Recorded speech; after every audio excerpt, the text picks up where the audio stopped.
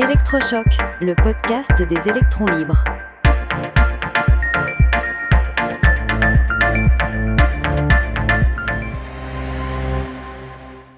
Microplastique, maxi peur. Aujourd'hui, nous allons aborder le thème des micro- et nanoplastiques, ces particules invisibles qui font couler beaucoup d'encre et suscitent pas mal d'inquiétudes. Absolument, Max. On entend beaucoup de choses, des titres parfois très anxiogènes sur leur présence dans notre corps, dans notre alimentation, partout autour de nous. L'idée aujourd'hui, c'est de faire le point, de démêler le vrai du faux et surtout de comprendre où en est la science. Exactement. Commençons par ce qui a récemment secoué le monde médical, des études suggérant un lien entre ces particules et des problèmes de santé graves, comme les accidents vasculaires cérébraux ou même la maladie d'Alzheimer. Oui, une étude a fait grand bruit.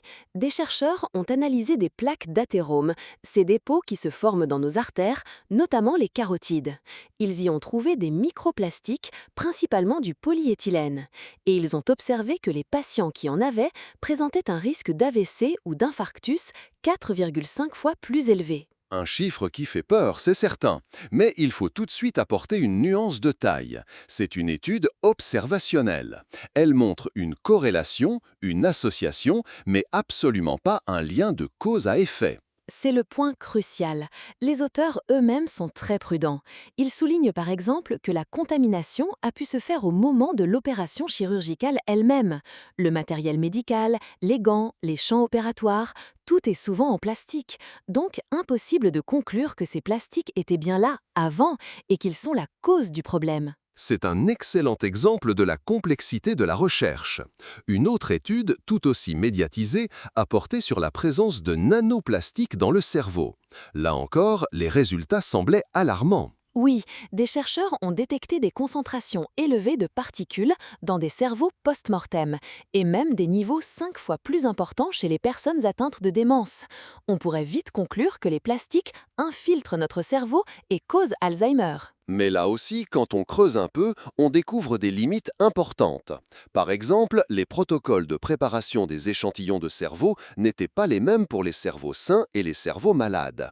Et on a retrouvé massivement du polyéthylène, qui est le plastique des planches à découper, utilisé en laboratoire pour préparer les tissus. La contamination en laboratoire est le cauchemar des scientifiques qui travaillent sur ce sujet. Cela montre à quel point il est difficile d'obtenir des résultats fiables. L'étude prouve qu'on peut détecter des plastiques, mais elle ne permet pas de dire d'où ils viennent, ni s'ils ont un rôle dans la maladie. C'est un bon rappel à la prudence.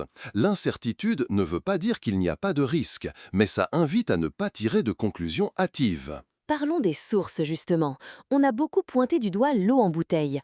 On a tous vu passer ces titres affirmant qu'elle était massivement polluée. Oui, et c'est un cas d'école. L'étude en question était intéressante sur le plan technique avec une nouvelle méthode de détection.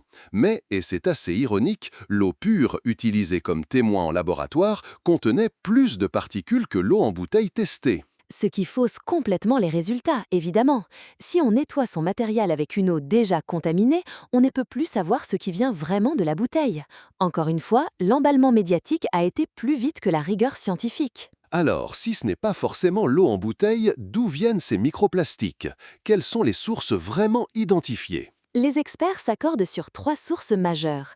La première et la plus importante, c'est l'usure des pneus sur les routes. Chaque coup de frein, chaque kilomètre, libère des milliers de particules. Une source à laquelle on ne pense pas forcément.